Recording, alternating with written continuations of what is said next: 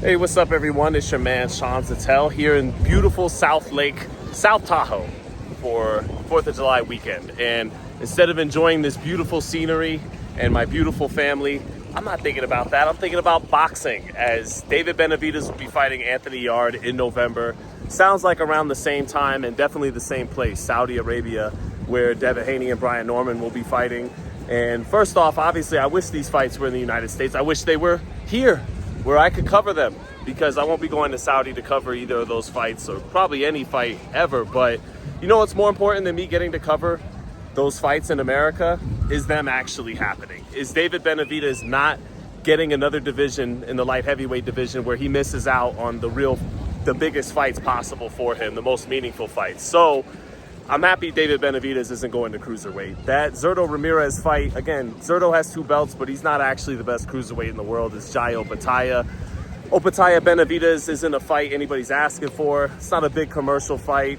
The fight that I want to see and that everybody wants to see is David Benavidez against the Russian monsters, Beterbiev and Bivol, whoever comes out on top of that trilogy, and still Canelo, right? I mean, I think we all gave up hope on that, but hope is alive again, because they're both with Riyadh season now. And it kind of was inevitable that David would have to go to Riyadh season. Again, the only other option was PBC and Golden Boy making a Zurdo fight that nobody's asking for at cruiserweight. So Anthony Yarde gets the call for November. And what's funny about Anthony Yarde and Callum Smith, two top 10 light heavyweights, 2 good fighters, but they were 2 fighters that people liked to pretend have a real shot of beating Benavidez. And of course, any fighter has a shot. Anthony Yarde's a good fighter, but you know what I mean by that, relatively speaking. Of course, he actually has a chance to beat Benavidez, but I felt like him and Smith were 2 fighters that Benavidez's critics like to pretend had a chance. And now that the fight's really here, I highly doubt that a lot of people will be picking Anthony Yarde.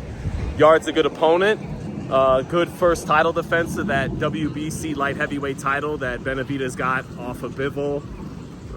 I think he wins. I think he gets his first stoppage at light heavyweight. Yeah, obviously he's had 2 decision victories over Gvozdyk and David Morrell, who has a good fight coming up next Saturday in Queens on that Ring 3 card. So yeah, Haney, Norman, Benavidez. I give credit to Benavidez. His heart was in the right place, and I'm with him when he wanted to fight in the United States, make the big fights happen in the United States, but realistically, it just can't happen. Private American businesses like Top Rank and PBC can't compete with the government investment fund of another country, of Saudi Arabia. It's just not gonna happen. So in the meantime, maybe they're just trying to let Turkey pay for those fights until they can figure out what they're gonna do long term, or they're just on their way out. PBC and Top Rank are on their way out. Personally, I hope that's not the case, because again, they're private American businesses. They've done a lot of shit that's brought boxing to the state it's in now. You know, Top Rank, not the last couple years, the $90 million budget with ESPN. Anyways, I'm digressing. And PBC with their shenanigans, but I still want to see them prosper, because I love boxing and I love America. So I hope they can, figure something out long term, because if not, but then again, it might just be buying time until Turkey can't lose money on fights anymore. But or him and Dana and Ari Emanuel will succeed in their long-term goals. We'll see. I can't keep retreading this ground at some point, right? We got to just get to the fights. So Benavidez-Yarde. So here's the thing. Benavidez was just announced in that Undisputed video game, right? So Canelo and Crawford have long been in that game, and what do you know? They wind up fighting before we even realized they ever would match up. They were in that video game, and Turkey has a piece of that video game. I heard people say he doesn't fully own it, and he's actually distancing himself from Undisputed, but it's still a Riyadh season game and everything. And I know he's got that SNK game he wants to work on to make another boxing/fighting game with boxing characters, fighters in it. But point being that Canelo and Crawford appeared in that game, and what do you know? They're fighting for Undisputed. Benavidez is in the game. What do you know? They might fight for Undisputed.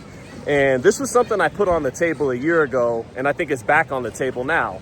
There's a chance that Canelo and Benavidez could wind up being a lot of big ifs have to play out, but it could happen. Canelo Benavidez undisputed versus undisputed. Maybe that's why they're both in the game undisputed. But Canelo, if he gets past Crawford in September, Still has 2 fights left with Riyadh season. Benavidez is having his first fight under Riyadh season.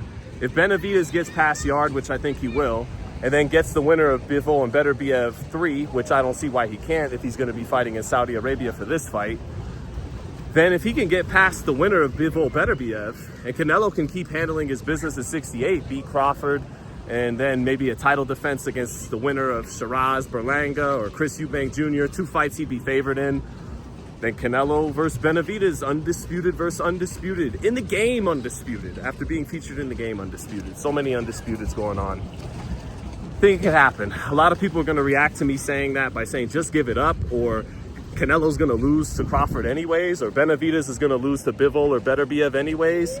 Maybe that happens, but maybe they both win.